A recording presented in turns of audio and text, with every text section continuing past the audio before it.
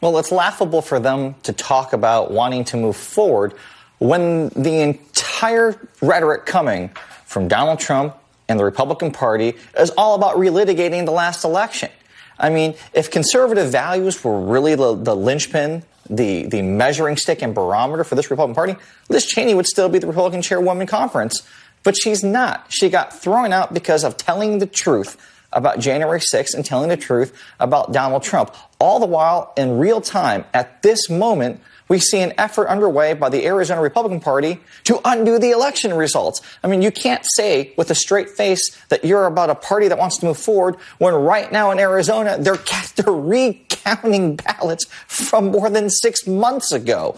That is the biggest lie I have ever heard. The idea that this party is somehow about forward motion and conservative principles is total BS. This party is about one thing and one thing only, and that's lying about the election and undermining democracy. So let me read from your op-ed in the LA Times. The gravest threat now to America's freedom comes not from outside our borders, but from those who doubt that democracy works at all. If we saw a political faction in another country repudiate a free election, as the GOP is doing right now, American diplomats would be calling out that crime, Kurt. Well, listen, we heard for the better part of the 2000s, the Republican Party rhetoric and orthodoxy about the war on terror and fear about terrorists from abroad, the threat from abroad. But in reality, the threat that we are facing right now at home in our own backyard from one of the two major political parties in this country has put democracy on its edge. We are teetering very, very close right now. I don't think people realize what's happening.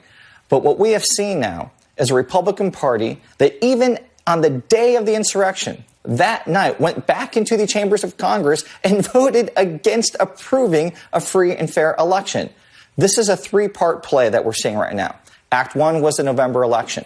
Act 2 is the 2022 midterms. And if Republicans somehow get control of one of the two chambers of Congress, I guarantee you in 2024, if they don't like the results of the election, they will not certify them. And they will create a constitutional crisis, the likes of which we have never seen, putting democracy on edge and under threat in a way that it never was during the attacks of al-Qaeda, during everything that we experienced in the 2000s, all the alarmist rhetoric we heard from Republicans about terror and war and terrorism. Well, guess what?